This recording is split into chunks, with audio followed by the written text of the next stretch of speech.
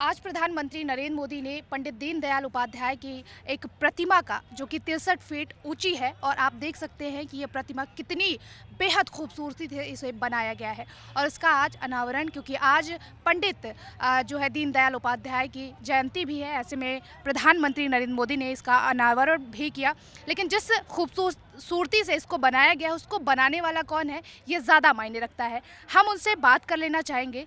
Sir, आपने इस मूर्ति को बहुत ही बेहद खूबसूरती से बनाया है, कितना वक्त लगा और किस तरह से आपने इसको इस तरह से बनाया? इसे बनाने में हमें करीब 10 से 12 माह का समय लगा। और इसको बनाने से पहले हमने दीनदयाल जी की जीवनी, उनका रहन सहन, उनका पहनावा, सब कुछ चीज़ों को हमने अध्ययन किया। और अध्ययन करने के बाद में कुछ स्केच तैयार किए। स्केच तैयार करने के बाद में इसका छोटा मॉडल बनाया गया। मॉडल को जिस वक्त में अप्रूव किया गया, तो उसके बाद में हमें इसके लिए बनाने के लिए हमें इंटरेस्ट किया गया। राजेश भंडारी जी, मैं आपसे जानना चाहूँगी कि जब भी ऐसी कोई प्रतिमाएं आप बनाते हैं तो उससे पहले क्या उनके लिए अध्ययन भी आपको करना पड़ता है? जी हाँ, इसके लिए अध्ययन ही सबसे ज़्यादा ज़रूरी होता है।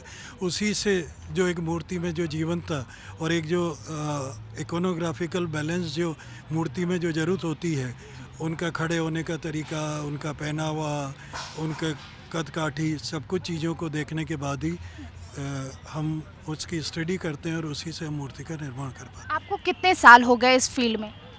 मुझे करीब मैं पिछले 42 साल से मूर्ति निर्माण से जुड़ा हुआ हूँ।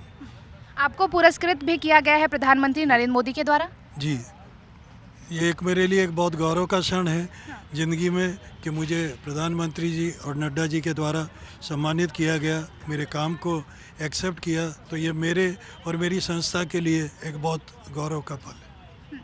आपको जैसे हम देखते हैं इस मूर्तियों को या फिर ऐसी प्रतिमाएं देखते हैं तो इतनी ऊंची, हम ये सोचते हैं कि इसको बनाने वाला कौन होगा या फिर ये कैसे बनाया गया होगा।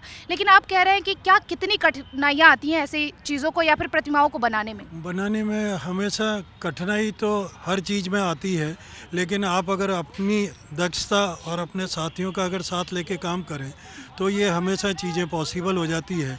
और मेरा तो ये पूर्ण रूप से विश्वास है कि जब तक अदृश्य शक्ति जब तक आपको कुछ न कुछ प्रेरणा न दे, कुछ न कुछ आपके हाथों से न कराए, तब तक कभी इन मूर्तियों का निर्माण पॉसिबल नहीं है। आपका बहुत बहुत शुक्रिया। और आपका काम जो है, आप देखने में बेहद साधारण है, लेकिन आपका काम जो है वो वाकई में देखने वाला है और वाकई में काबिले तारीफ़ है। ये मोदी जी की प्रेरणा और आने वाले समय के लिए एक उदाहरण रहेगा। हमारी कोशिश रहेगी कि जब भी हमें अगर कोई इस तरह का काम, चैलेंजिंग वर्क मिले, तो हम कसौटी पे खरे उतर सकें। बहुत बहुत शुक्रिया। ये थे हमारे साथ राजेश भंडारी जी, और जिनका कहना ये है, जो ये पीछे आप मेरे प्रतिमा देख पा रहे हैं, जो है इतनी बड़ी और इतनी खूबसूरत तरीके से इसको बनाया गया है। राजेश भंडारी जी जो हैं वो बेहद सरल इंसान, उनका स्वभाव बहुत सरल है, लेकिन ये प्रतिमा देखकर कोई भी नहीं कह सकता कि आखिर इस प्रतिमा को अंदाज़ा भी नहीं लगा सकता कि किस तरह से बनाया गया होगा और कितना वक्त लगा होगा। लेकिन राजेश भंडारी जी ने जिस तरह से हमें बताया कि इसको बनाने में 6 माह का समय मिला है और उनको प्रधानमंत्री नरेंद्र मोदी द्वारा पुरस्कृत भी किया गया है, जिससे उनका जो मनोबल है वो कहीं ना कहीं और ज़्यादा बढ़ गया है। कैमरा पर्सन राम के साथ काजल सिंह, TV7 भारत।